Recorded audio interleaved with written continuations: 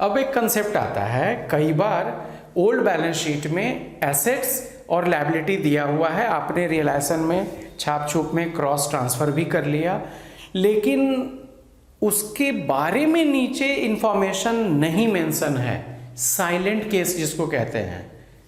कई other assets के बारे में दिया लेकिन किसी एक पर्टिकुलर एसेट के बारे में साइलेंट है। आप बार बार लाइन पढ़ रहे हैं कि यार फर्नीचर के बारे में कुछ लिख नहीं रहा है, फर्नीचर को हम लोग रियलाइजेशन में ट्रांसफर तो कर लिए लेकिन कितने में सेल हुआ ये तो बोल ही नहीं रहा, या कौन पार्टनर टेक ओवर किया ये बोल ही नहीं रहा। अब क्या करें, उसी पे रूल है, इसी को मैं लिख रहा हूं इन साइलेंट केस। साइलेंट केस में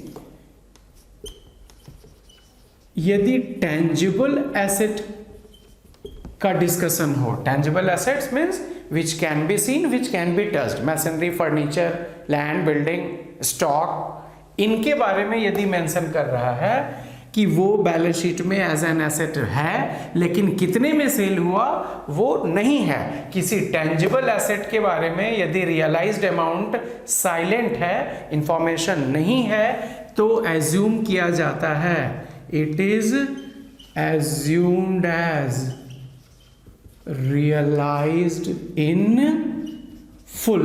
जितने वैल्यू पे वो बैलेंस शीट में था, जिसको कि आपने रियलाइजेशन में डेबिट साइड ट्रांसफर किया, उसको सेम वैल्यू पे आप पा क्वाड्रेंट में रिसीव करेंगे, जबकि वो साइलेंट था। एजम्पशन क्या है, टेंजिबल एसेट में यदि साइलेंट रहा तो उसको फुल अमाउंट पे रियलाइज्ड एज्यूम करना है।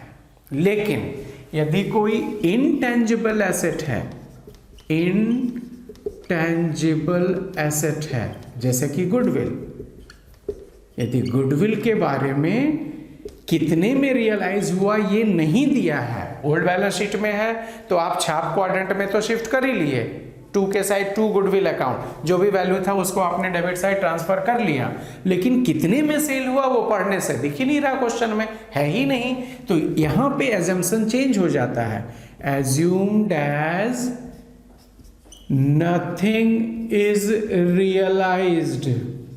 कहानी में ट्विस्ट है, टेंजिबल एसेट में साइलेंट था तो फुल वैल्यू मिल गया, ये एजम्पशन है, लेकिन गुडविल इनटेंजिबल एसेट के बारे में कुछ नहीं बोला तो क्या दिख रहा है, ये एज्यूम करना है कि 1 रुपए भी नहीं मिले, नथिंग इज रियलाइज्ड। ठीक है ना। ऐसे नॉर्मली साइलेंट केस बहुत कम मिलता है, मोस्टली हर बार वो कितने में सेल हुआ या टेक ओवर हुआ दैट इज गिवन। हम लोग पढ़ रहे हैं वैसे ऑकवर्ड सिचुएशन कि साइलेंट होगा तो क्या करेंगे, याद रहेगा। अब आते हैं लायबिलिटी साइड में, यदि किसी आउटसाइड लायबिलिटी के बारे में कितना पेमेंट हुआ ये नहीं दे रहा है, साइलेंट है, साइलेंट केस यदि outside liabilities, creditor, bills payable, bank loan, इसके बारे में साइलेंट है तो assumed as to be paid in full। यदि लायबिलिटीज में साइलेंट है तो फुल अमाउंट आपको पे करना पड़ेगा।